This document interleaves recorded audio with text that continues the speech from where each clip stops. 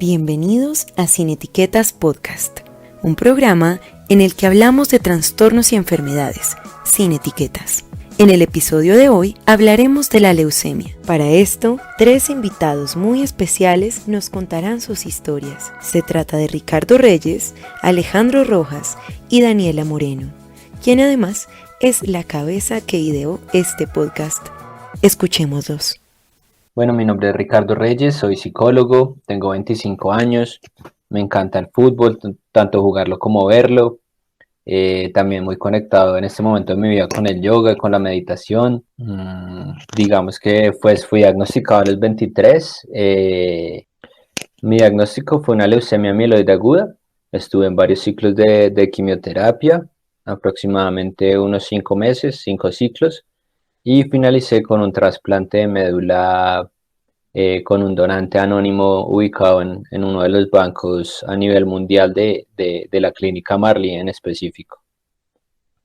Hola, pues bueno, mi nombre es David Alejandro Rojas, tengo 21 años justo hoy, entonces estábamos en la celebración de todo esto, aprovechando que estoy en la casa porque sigo en tratamiento activo, pero pues ya profundizo un poco en el tema.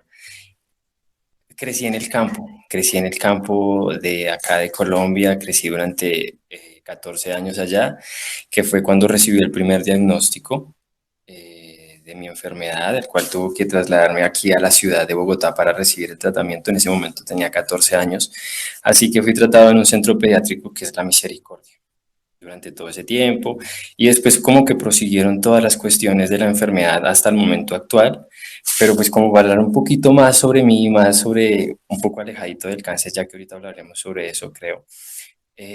Nada, me gusta el baloncesto, durante mucho tiempo en mi vida practiqué gran número de deportes, dentro de esos fueron como muchos extremos, donde escalé, hice ciclomontañismo, casi me quedé sin rodillas, sin nariz, hice muchas actividades que fueron peligrosas para mi vida durante ese tiempo y que creo que fueron los que me dieron gran parte de vida en esa infancia. Y también lo que me motiva ahorita, una de las cosas que me motivan ahorita, todo ese tema de esos deportes, de retomar todo eso a futuro. Hola, mi nombre es Daniela Moreno. Actualmente soy ingeniera industrial, magíster en ingeniería industrial. Me encuentro en este momento en recaída. Estoy recibiendo quimioterapias de rescate con el fin de que una vez se recupere la médula, que no tenga cáncer, como dicen, pueda realizarme el trasplante de médula como Ricardo, como Alejandro lo han tenido, porque pues es la única opción que me dan en este momento para poderme sanar.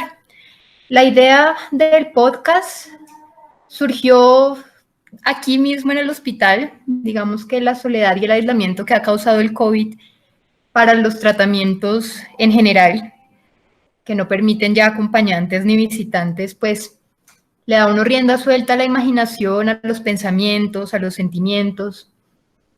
Y dentro de todo eso, en algún momento, pues vi unos videos como también de motivación, donde la gente pues habla de sus diagnósticos, de sus enfermedades, y a partir de ahí pues uno los ve muy empoderados, ¿no? También es como una manera de motivar a la gente, no solamente a las personas que tienen otras enfermedades o la misma, sino motivar en general a la gente. Y yo dije, bueno, pero pues también sería chévere que la gente conociera sobre las enfermedades, porque muchas se clasifican como malas o la gente le da unas etiquetas, tal cual el nombre del podcast, que quizá no son las correctas, ¿no?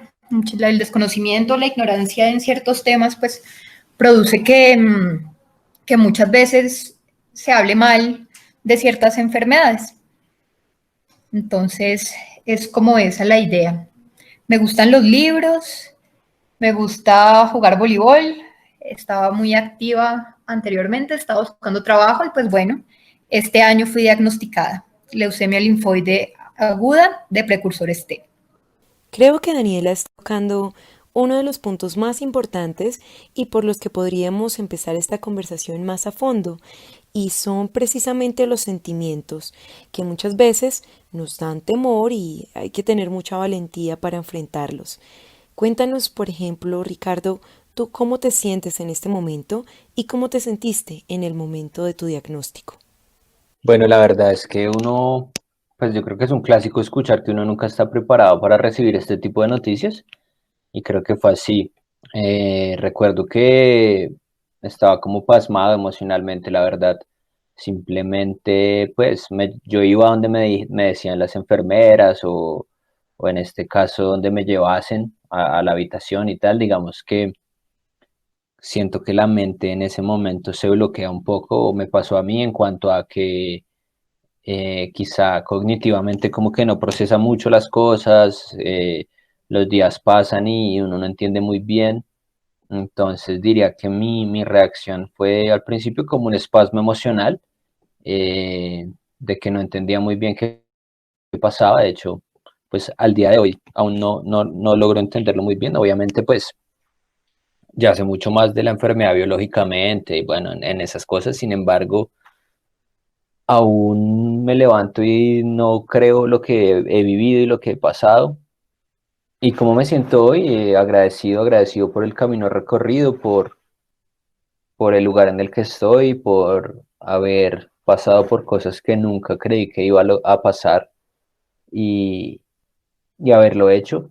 Yo creo que pues nadie busca ser diagnosticado y también cuando nos llaman guerreros y demás, creo que pues un guerrero yo creo que puede elegir sus luchas y yo creo que cualquiera de nosotros si nos preguntan si pudiéramos o no tener cáncer, pues creo que diríamos que no. Entonces, también es como la vida también te demuestra lo adaptativo que eres. eh, y bueno, que no se pudo haber logrado sin muchas personas que me acogieron y me contuvieron durante el tiempo del tratamiento.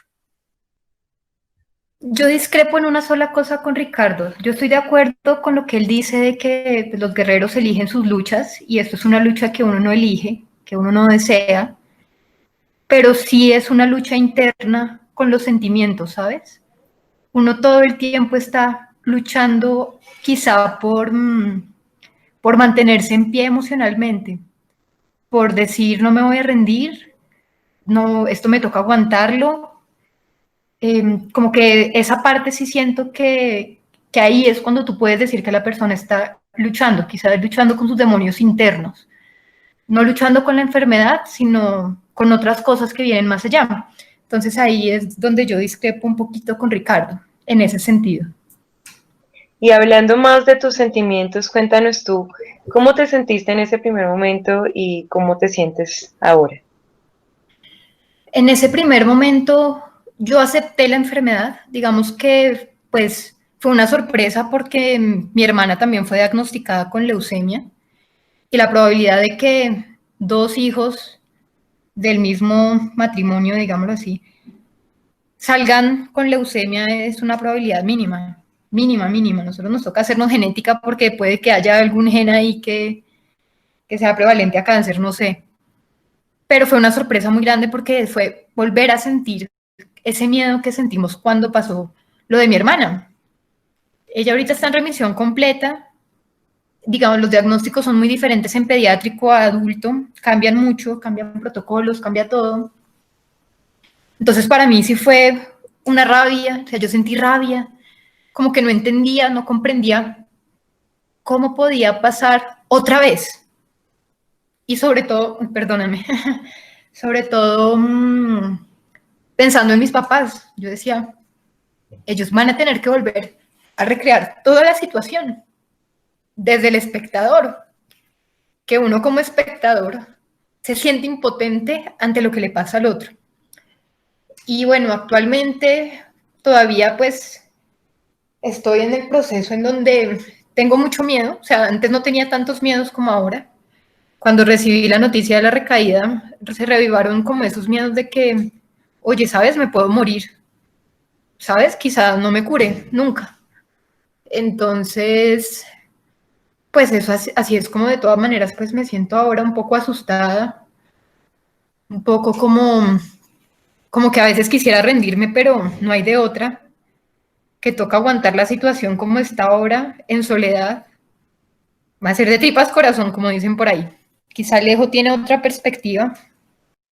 Creo que está bueno decir acá que admiro mucho la perspectiva que tiene Ricardo, porque durante todos estos años que ya suman casi 6, con el cáncer presente en mi vida, o por lo menos rondando y circulando por ahí, he logrado llegar a una conclusión que él logró llegar en ese tratamiento que tuvo, que no fue tan largo.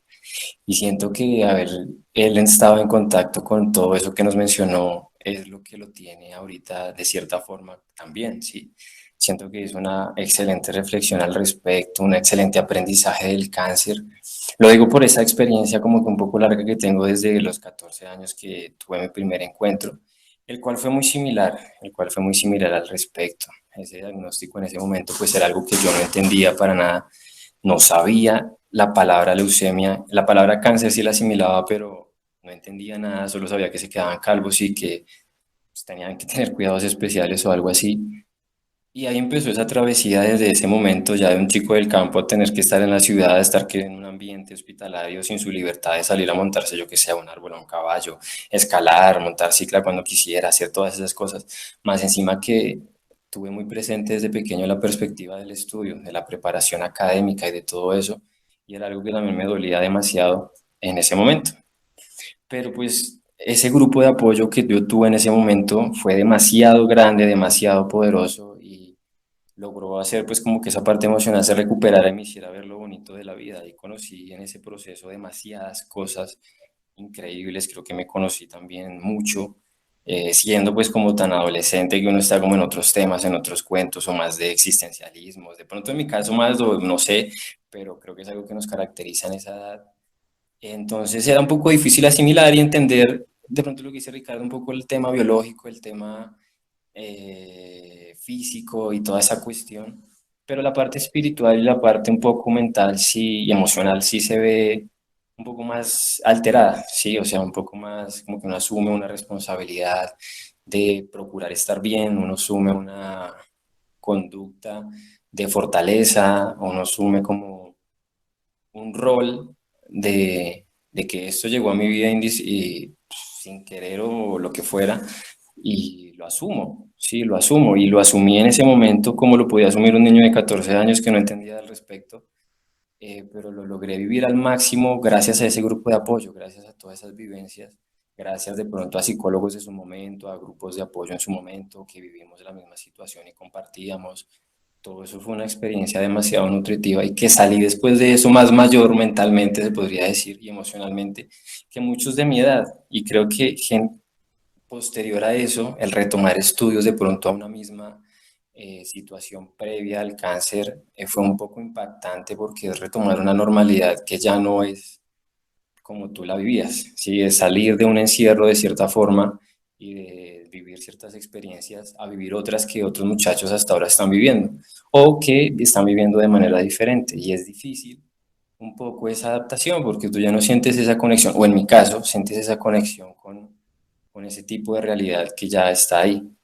Entonces, después de ese diagnóstico, pues hay como para contarles un poco más de historia.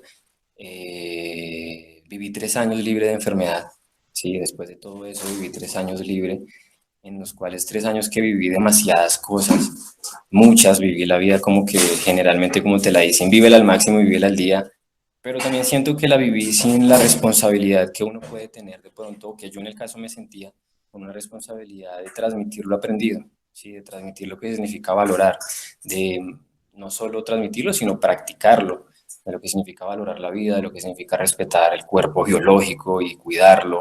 Tuve muchos malos hábitos de comportamientos, creyendo que eso implicaba vivir la vida y ser feliz, ¿sí? Pues como te digo, como conceptos de esa realidad que escapan a la realidad biológica, que es que si tú fumas o tomas mucho, te vas a enfermar a futuro, ¿sí?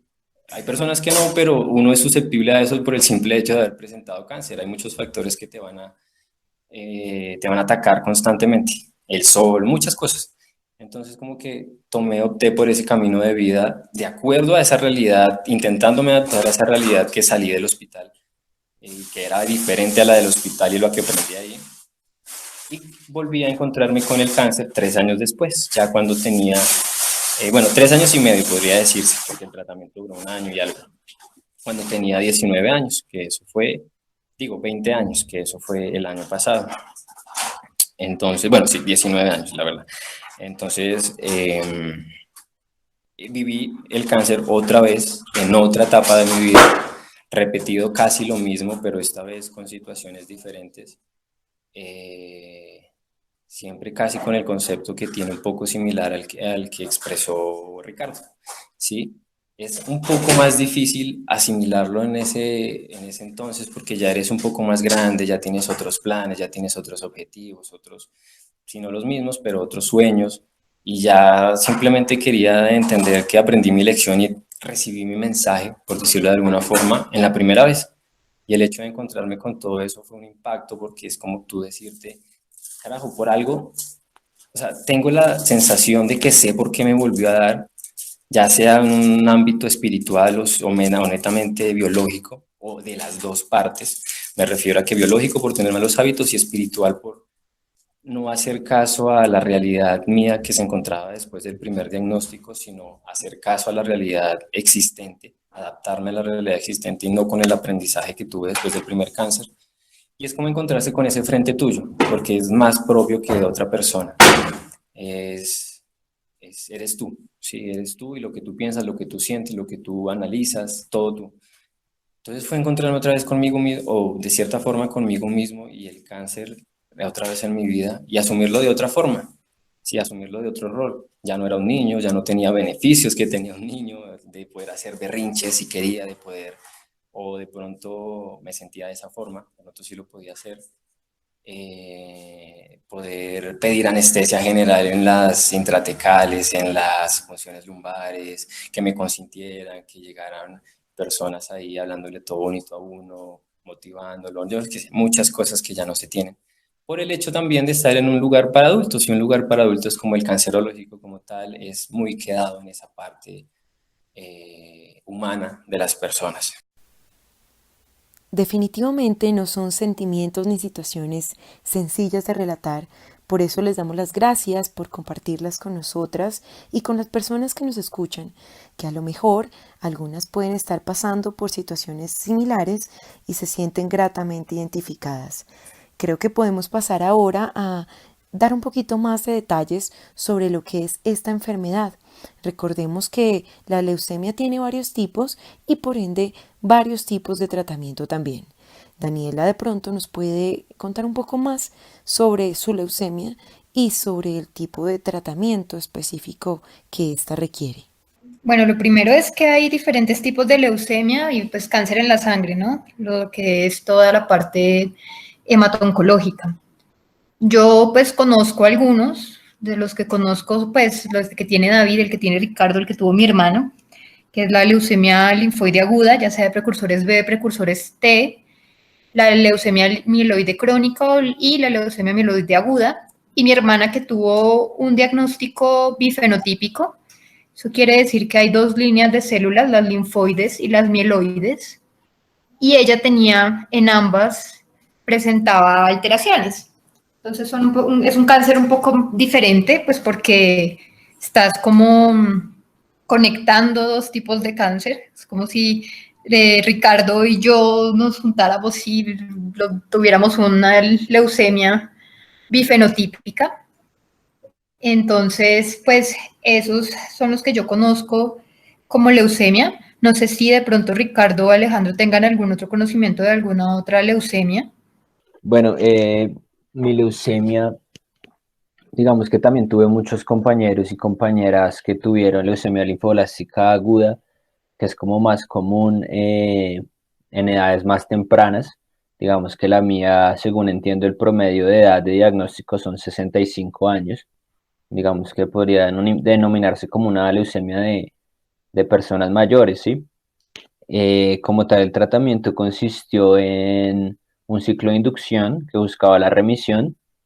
Afortunadamente, pues se logró. Sin embargo, pues con exámenes más detallados, aún había un porcentaje muy pequeño, creo que era un 0,4.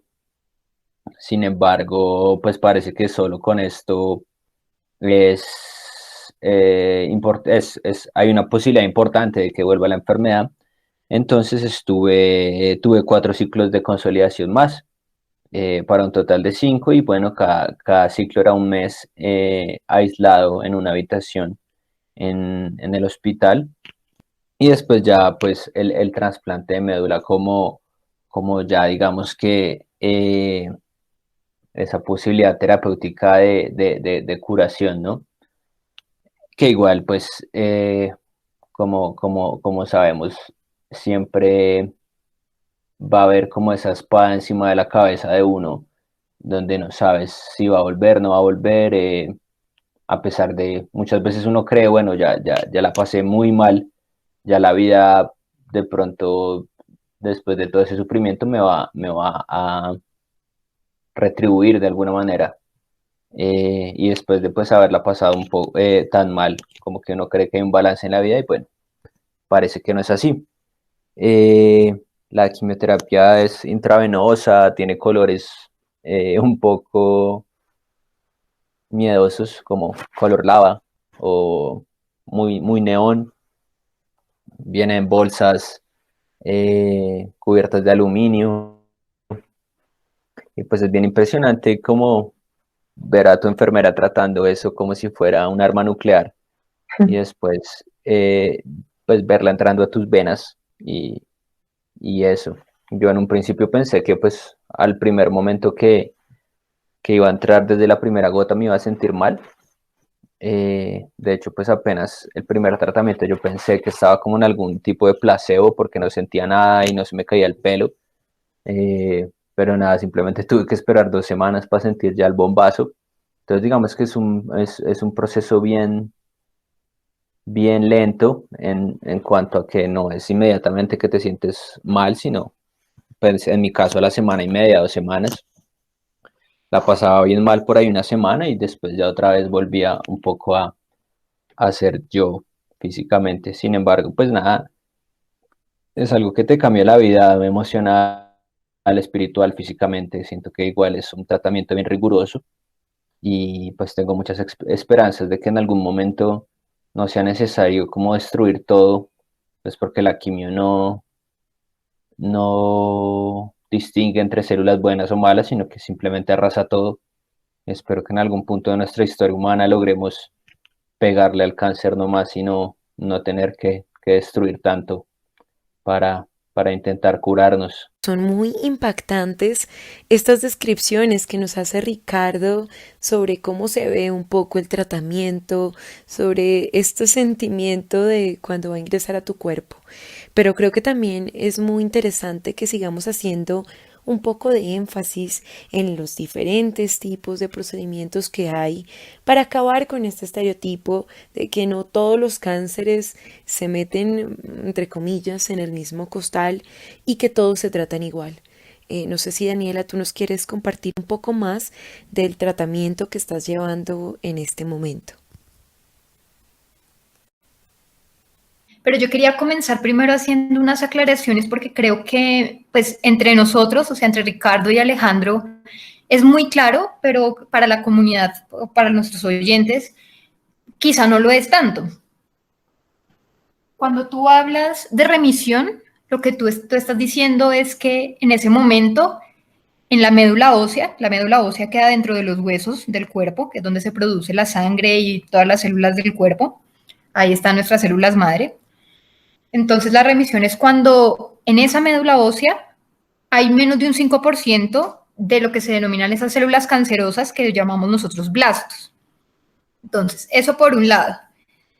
Por otro lado, bueno, pues leucemia es cáncer en la sangre. Cáncer hace referencia a que hay una anomalía en estas células, que estas células no están cumpliendo su función y además se reproducen de una manera exacerbada. Es demasiado rápido la manera en que proliferan para las leucemias agudas. Para las crónicas esto pasa de manera más lenta, pero para las agudas, digamos que el tiempo de respuesta tiene que ser muchísimo más rápido porque es ya, o sea, eso se prolifera así y todos los blastos llegan a ocupar la médula y entonces dejas tú de producir las demás células. Entonces ya glóbulos blancos, plaquetas, las células de defensa, todo eso va perdiendo cabida en tu sistema y de ahí viene que tú tengas tanta sintomatología y pues sea potencialmente mortal, ¿no? O sea, la enfermedad sin tratamiento es mortal. Y por otro lado, bueno, digamos, cuando a ti te van a poner la quimioterapia, lo primero que te hacen a ti, pues yo siendo mayor también de edad, lo primero que te hacen firmar a ti es un consentimiento informado en donde te dicen que la quimioterapia te va a tratar, te puede producir ciertos efectos secundarios, te los especifica y te aparece además que igual hay una probabilidad de que con la quimioterapia te mueras. O sea, tú estás arriesgando por dos lados, pero pues es lo que tenemos ahorita y es lo que hay. ¿Qué es lo que hace la quimioterapia? Entra al cuerpo y mata todo tipo de células, las que encuentre, las en torrente sanguíneo y en la médula. Entonces lo que hace es limpiarla. Lo que pasa es que si queda por ahí un blasto solito que pueda reproducirse otra vez, uno lo que queda es en recaída. O sea, significa que el cáncer ha regresado a las células. Pues el tratamiento, hay muchos protocolos. Digamos que cada cáncer es único, cada leucemia también es única, y para cada leucemia el equipo especializado te asigna a ti un protocolo. Protocolo significa te van a poner ciertas quimioterapias, otras no, te las van a poner en ciertos periodos, vas a tener ciclos de consolidación de esta manera o no, vas a tener de pronto ciclos de intensificación tardía o no. Entonces, digamos que de todas maneras, para la misma leucemia hay muchos protocolos. Digamos, el protocolo pediátrico también es diferente al protocolo en adultos, pero al final, ¿en qué pues convergen todas? En que te están pasando a ti químicos que quieren eliminar tus células. Y pues básicamente lo que yo he visto que se repite mucho es tú tienes tu ciclo de inducción, la gracia de que el ciclo de inducción dura un mes aproximadamente y te bombardean duro con quimioterapias para que tú entres en remisión completa. Y una vez que entras ahí, lo demás es como profilaxis, como mantener la enfermedad en lo mínimo, hasta que se haya cumplido todo el protocolo o hayas tenido un trasplante de médula ósea.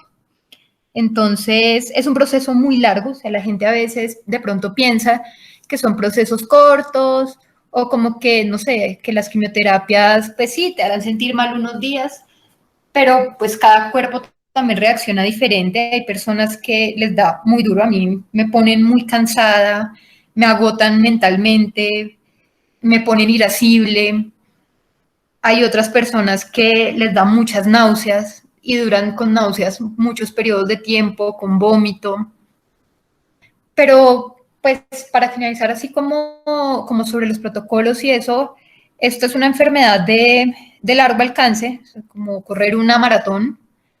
Uno tiene que estar preparado para, así como puede ser un año y medio, pueden ser 2 años, y a partir de ahí, de todas maneras, está la posibilidad de una recaída. Entonces, tú sigues pensando en la enfermedad aun cuando ya es terminada. Según también pues, lo que nos dijo Ricardo un poco, ¿no? Siguiendo con el tema de los estereotipos, que es uno de los objetivos de este podcast, quisiera preguntarle a Alejandro cómo lo ha vivido él, si él de pronto se ha encontrado con alguno de estos imaginarios de lo que es su enfermedad o creencias de lo que él está viviendo o de lo que él siente, un poco de esas creencias generales de lo que es el cáncer. Pues creo que la primera persona con la que tuve esos enfrentamientos fue conmigo, cuando tuve mi diagnóstico en esos 14 años, porque más que todo eso era yo no entender cómo funcionaba cada situación. Entonces fue como la primera persona a la que tuve que educar al respecto fue a mí, y eso que a esa edad no era algo que me interesara. Honestamente yo estaba pensando en otro tipo de cosas, nunca fue la quimioterapia, nunca fue los tratamientos, nunca fueron los doctores, sino fue tratar de salir de eso y tratar de vivir mi vida como, no sé, de pronto lo más normal que veía en el momento.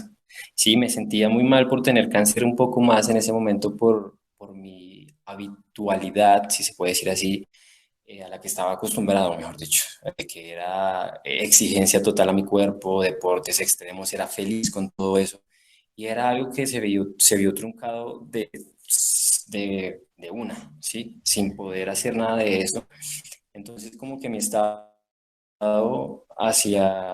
emocional y mi estado mental dependía mucho de ese tipo de actividades que yo realizaba.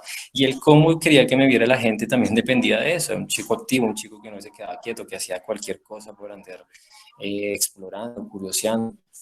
Y todo eso se vio frenado y todo eso se vio estando en un mundo sedentario, en un mundo de cuidados donde yo no quería cuidarme, sino yo quería simplemente tener la posibilidad de hacer deportes. Y pues hablo un poco más en ese entonces, pues porque ya es como un rol, lo he asumido de dos roles diferentes en ese momento y en el momento actual.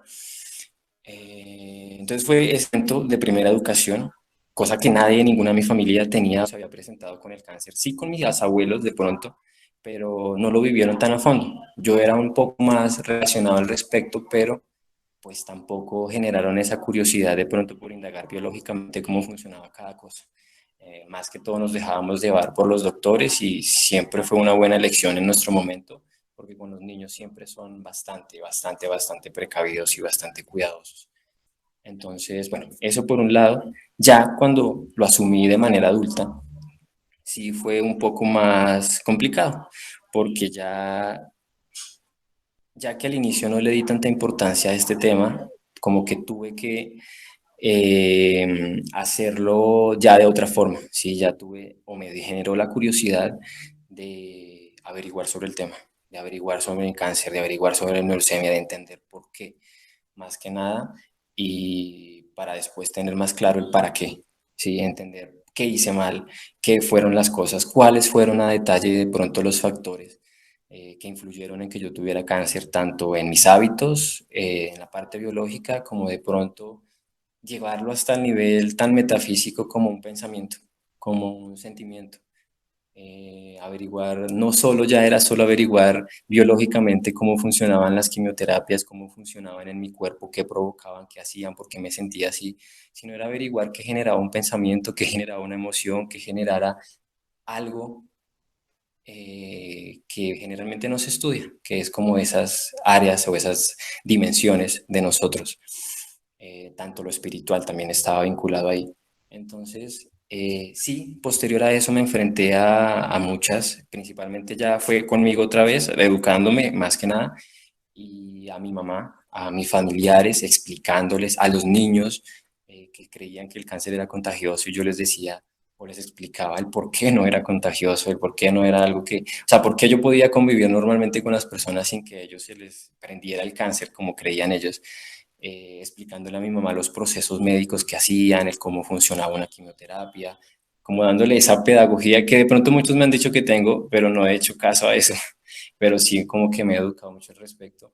Y a mi familia, creo que generalmente he hecho mucho con mi familia respecto a ese tema, creo que he sido un gran digamos, profesor para ellos de todo este tema, porque ellos sí no son, digamos que muy prejuiciosos ante la situación, pero sí son muy miedosos porque entienden, o por lo menos una de mis tías entendió, que fue la que me cuidó cuando tenía 14 años, lo que entendió que era tener cuidados o que era cuidar a un niño con cáncer y que era lidiar con un niño con cáncer. Entonces, esos miedos, más que ignorancia, bueno, pues sí es ignorancia y que esa ignorancia genera esos miedos, es como calmarlos, es como explicarles, es como tenerlos todos esos, pero no tuve nunca un encuentro forzoso con ninguna persona, creo. Creo que las personas que hablaban mal del cáncer simplemente yo las alejaba un poco, no les explicaba o me negaba a darles de pronto pedagogía al respecto. Pero Pero sí, me imagino que es una pedagogía, sobre todo, como tú dices, una pedagogía interna, un proceso de empezar a entenderse con uno mismo. total, totalmente. Creo que esa es la primera persona a la que uno debe designorar al respecto, con la que uno debe pelear a veces. ¿Por qué me da fiebre? ¿Por qué eso? ¿Por qué mi cuerpo no responde? O de pronto pensar también desde ese mundo del temor, ¿no? ¿Qué cuidados debo tener? ¿Cómo me debo cuidar? ¿Qué de pronto debo hacer en todas las dimensiones de mi vida para que el cáncer ceda o simplemente me deje en paz de cierta forma? Entonces sí creo que la primera persona somos nosotros en ese caso. Ahora que Alejandro nos habla de la recaída, Me imagino que cada etapa en específico requiere un momento de reaceptación, de entender, de sentarse a comprender lo que se está viviendo. Cuéntanos en tu etapa específica, Ricardo, de remisión, cómo lo estás llevando, cómo estás viviendo estas lecciones. Y bueno, ha sido un proceso.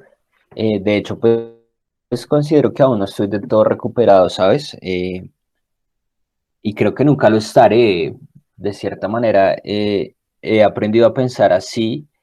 eh, o bueno, quién sabe, de pronto en algún momento sí, pero sin embargo, digamos que definitivamente uno cambia totalmente y más sabiendo que alguien más vive en mí, ¿no? Como en respecto al trasplante de médula.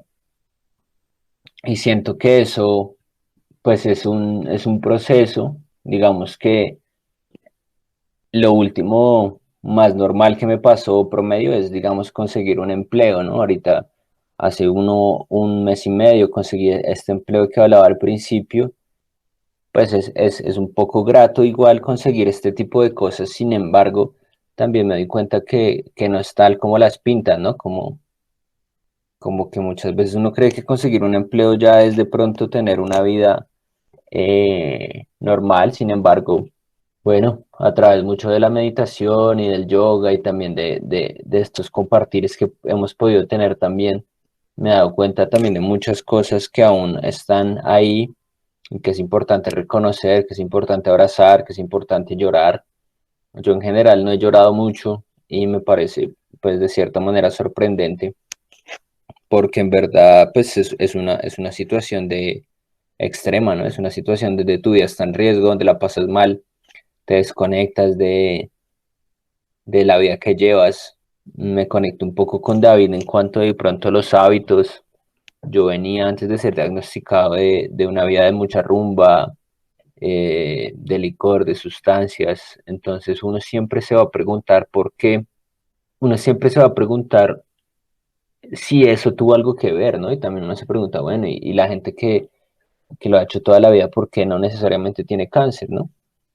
Y bueno, eso es una de esas miles preguntas que uno nunca va a poder responder o que es utópico querer responder porque nadie sabe si es así, si no es así. Y bueno, ha sido un proceso, lo que te digo, yo creo que aún no estoy listo para, o sea, aún no estoy totalmente recuperado y lo que te digo, no sé si lo logré algún día y para mí está bien, ¿sabes? Está bien también pensarlo así. Para mí esto me formó mucho, digamos que también después del cáncer estudié psico-oncología y me he conectado muchísimo con el tema y lo tengo siempre rondando como en el día a día. No sé si en algún momento quiera abrirme del todo y dejar de pensar en ello. Sin embargo, nada, es algo que está, la verdad, constante en mi día a día, a pesar de ya estar, bueno, un poquito lejos del diagnóstico del trasplante, pues ya han pasado casi 2 años desde el diagnóstico y 19 meses desde el trasplante y me siento bien, me siento tranquilo. Sin embargo, pues nada, lo que te digo, la espada en la cabeza siempre está arriba. eh, Simplemente una máquina tiene el poder o tiene la frialdad de decirte otra vez de nuevo como, hey, hay algo raro en este examen de sangre. Entonces, pues bueno, son las cruces que uno carga de cierta manera. Y sin embargo, bueno, pues igual vivo bien, ¿no? Vivo bien, vivo feliz, vivo tranquilo. Ahora que tocamos este tema, me gustaría recordar que eso que llamamos vida normal, entre comillas, no existe. Finalmente, todos los seres humanos viven diferentes situaciones, complicaciones, y pues no hay algo que se pueda llamar estereotípicamente normal. Lo que sí es normal y debemos seguir normalizando son aquellas condiciones de los seres humanos que todos pasamos, que todos vivimos, como es el sexo y la sexualidad. No sé si ustedes de pronto con la enfermedad se han encontrado con algún estereotipo o con algún, no sé, como con algún malentendido respecto a este tema.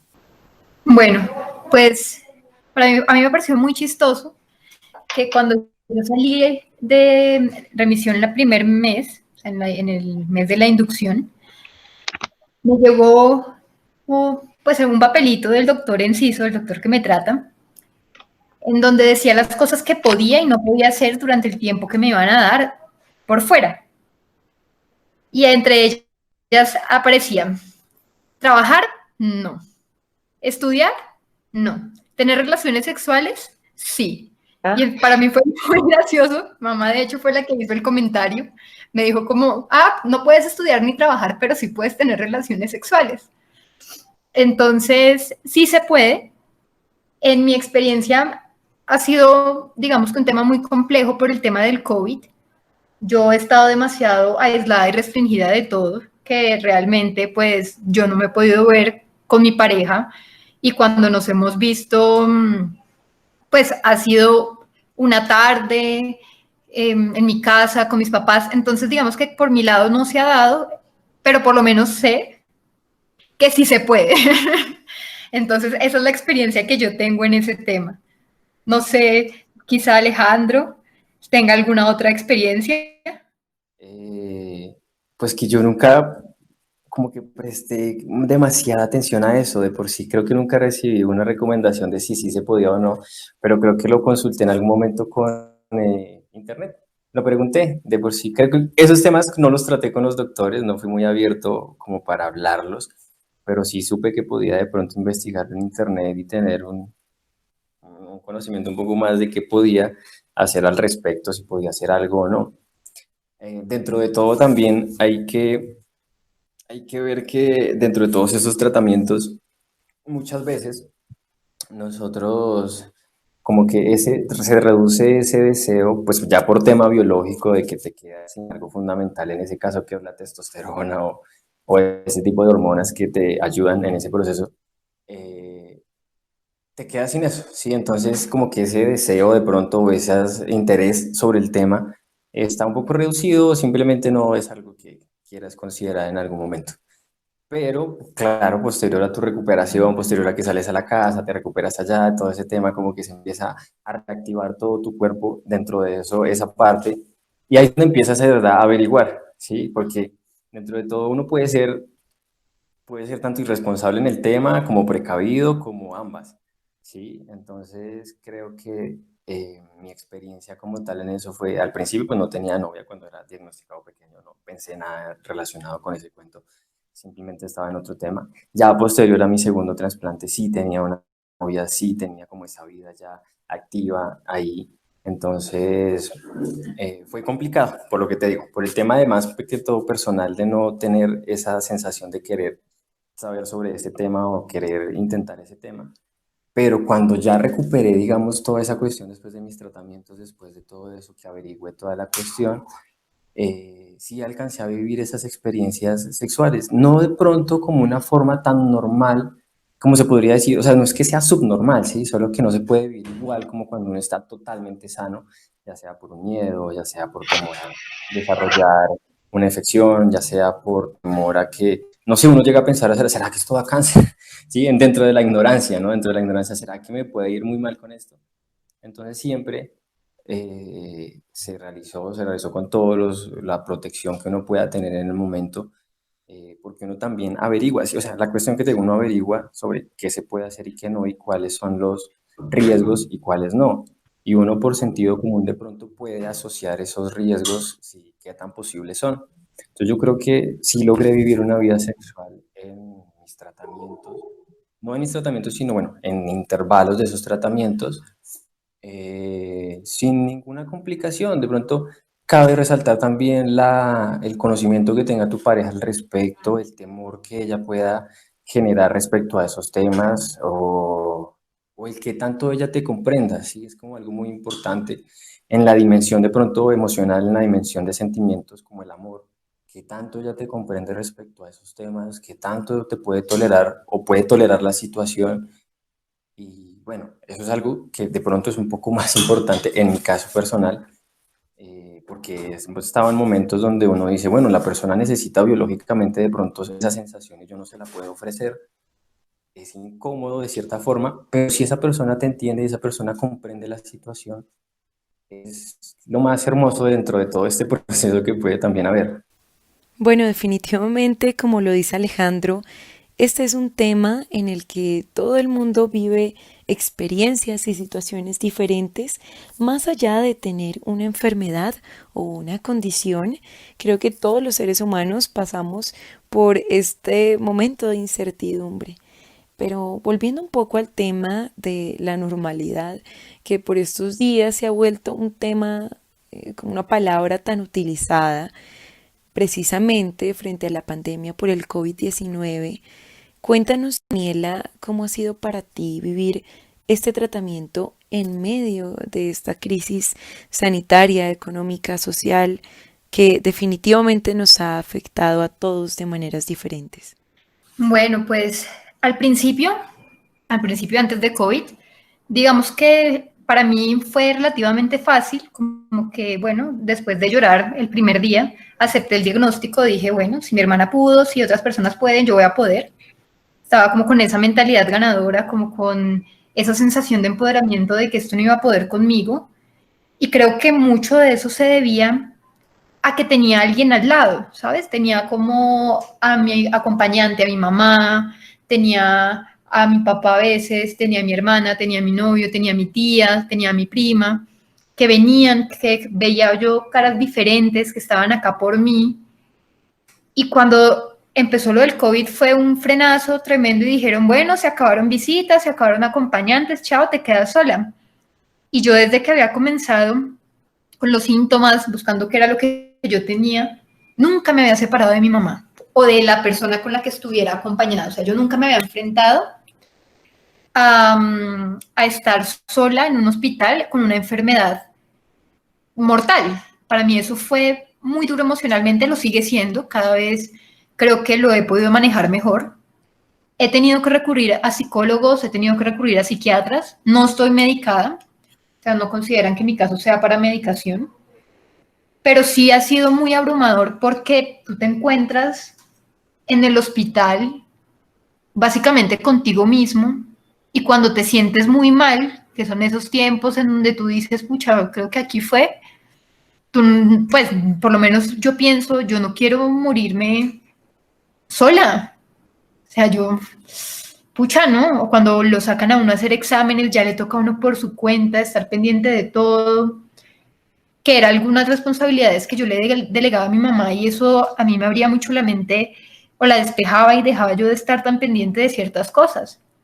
Ahora no, ahora me toca cuando llega el hematólogo estar pendiente exactamente de todo lo que me dice, de qué es lo que está pasando, de hacer yo las preguntas y de todas maneras de enfrentar muchos miedos, ¿no? El miedo a la soledad para mí en este caso ha sido excepcional, o sea, yo sé que hay personas que conviven muy bien con la soledad, que la llevan, o sea, la llevan de la mano y es bien. Yo nunca he sido una persona como de vivir sola y ahora enfrentarme a todo esto, más nuevos protocolos, más que en su momento tuve COVID, o sea, a mí me dio COVID también en medio de todo esto, antes de comenzar con el tema del trasplante, eso aplazó más el trasplante y eso hizo que la enfermedad volviera, ¿no? Entre más tiempo duras tú sin quimioterapia, si no has terminado tú el tratamiento, hay mayor probabilidad de recaída. Y eso me pasó. Afortunadamente, a mí el COVID no me dio tan fuerte. Tuve 3 días de síntomas de dolor de cabeza, de fiebrecita, y de resto no más. Habría podido ser mucho peor de haberme cogido de pronto en otro momento.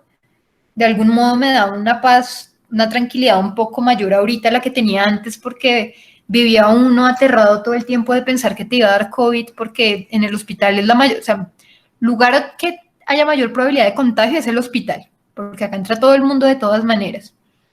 Entonces, pues cada vez que me tocaba quedarme acá, pues era no solamente pensar en tratamiento, sino pensar en el COVID, pensar en la soledad.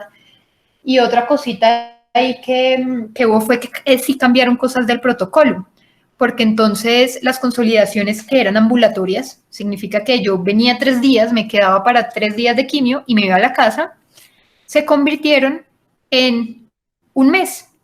Entonces te quedas acá toda la consolidación, bloque 1, 2 y 3, y después otra vez te quedas acá todo el bloque 1, 2 y 3.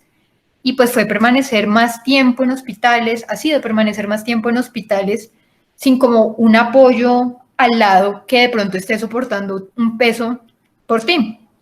Entonces yo siento que así ha cambiado, quizá no solamente para nosotros, las personas de leucemia, también de cáncer aquí en el instituto y quizá en muchas otras partes con otro tipo de enfermedades, pues les ha tocado esta nueva normalidad que al final, pues me parece a mí es una carga mental mayor.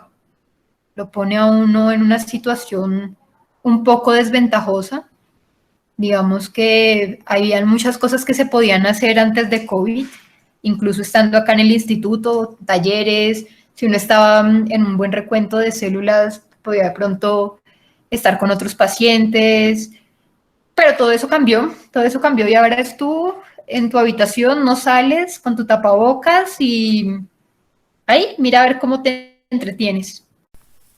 El relato que nos cuenta Daniela es sumamente enriquecedor, sobre todo para este momento en el que, si bien nadie la está pasando bien, hay que ponerse en los zapatos de los demás, hay que sentir un poco más de empatía por aquellas personas que justo están pasando por condiciones, situaciones más difíciles de las que nos podamos imaginar, como esta que nos cuenta. Creo que es una lección y ojalá nos quede esta pandemia a todos como humanidad el hecho de pensar un poquito más en los otros, de ponernos en sus zapatos y ojalá ayudarnos entre todos. Y ahora, para concluir el programa, porque se nos acaba el tiempo, quisiera que cada uno nos deje con esa frase o con esas enseñanzas de lo que fue su mayor fuerza en los momentos más difíciles, a lo que se aferraron justo cuando creían que estaban a punto de desistir. A mí en lo personal, Ani y compañeros, compañera, me dio mucha fortaleza algunos seres que se reportaron que ya habían vivido la experiencia y yo verlos pues parados y llevando una vida eh, activa y demás, eso me ayudó mucho ver esos referentes. Y en general, no, mi familia, mi pareja, mis amigos me rodearon muchísimo, entonces eso me hacía recordar que afuera del hospital había una vida que de una u otra manera me estaba esperando. Pues yo quería vivirla y quería también volver a reencontrarme con ellos y con ellas y eso me motivaba un montón también, aspectos intelectuales, espirituales, gustos, la bicicleta, volver a rodarla las primeras veces y ya al día de hoy, pues hacer muchos más kilómetros que como antes, ¿no? Como antes en mi vida antes de la enfermedad, volver a rapear también me encanta el rap, entonces eso también me conectaba mucho con ese mundo de afuera que, como dice Dani, uno está limitado a cuatro paredes, un baño, y a veces la mente se adapta tanto a eso que crees que esa es tu vida, entonces también yo creo que uno después de salir tiene que volver como a rehumanizarse, como otra vez a aprender a relacionarse, a aprender a vivir de cierta manera, porque en verdad es una pausa fuerte y es una pausa que nadie te asegura que solo sea esa pausa, ¿no? Y que no vengan otras y otras batallas más también en ese aspecto de salud o del cáncer. Pues bueno, en mi caso, Ani es como un poco similar a la final. Creo que es un poco similar a lo que dijo Ricardo, con de pronto un poco de variaciones nomás. A la final, una motivación muy grande y creo que es uno de los pilares de pronto cuando uno está totalmente acabado con las noticias o con las recaídas, es la familia. La familia es un papel muy importante. A veces no solo la familia que ya venimos como por defecto desde que nacemos, sino la que venimos construyendo eh, en todo el proceso de vivir. En este caso, pues también fue mi novia, fue mis hermanas pequeñas, ¿sí? El hecho de no, de pronto no verlas crecer, el hecho de perderme todo eso que quiero ser como hermano mayor, tanto ofrecerles a ellas como disfrutar de lo que ellas ofrecen, que es su vida. Eh, Mis papás también, de pronto un poco en menor medida, no es por quitarles importancia en mi vida, sino pues porque con ellos he compartido también bastante. Y hay un mar también de personas que han estado en todo mi proceso a las cuales yo sentía que debía agradecerles. Y una manera de agradecerles es decir, si puedo con esto de alguna forma, pues no sé qué me falta aprender de pronto, no sé qué me falta conocer, pero de alguna forma si sigo aquí con la posibilidad aún de vivir, pues es porque puedo hacerlo. Y si no depende de mí, pues no sé, puedo entenderlo también y puedo hacer lo que pueda para mejor siempre que tenga tiempo. Y pese a tantas malas noticias de pronto que he tenido en mi vida respecto a este tema, siento que cada vez me he vuelto un poco más inmune, de cierta forma, a esas malas noticias y más bien enfocarme en aprovechar cada situación, cada cosa cada destello de luz que pueda tener,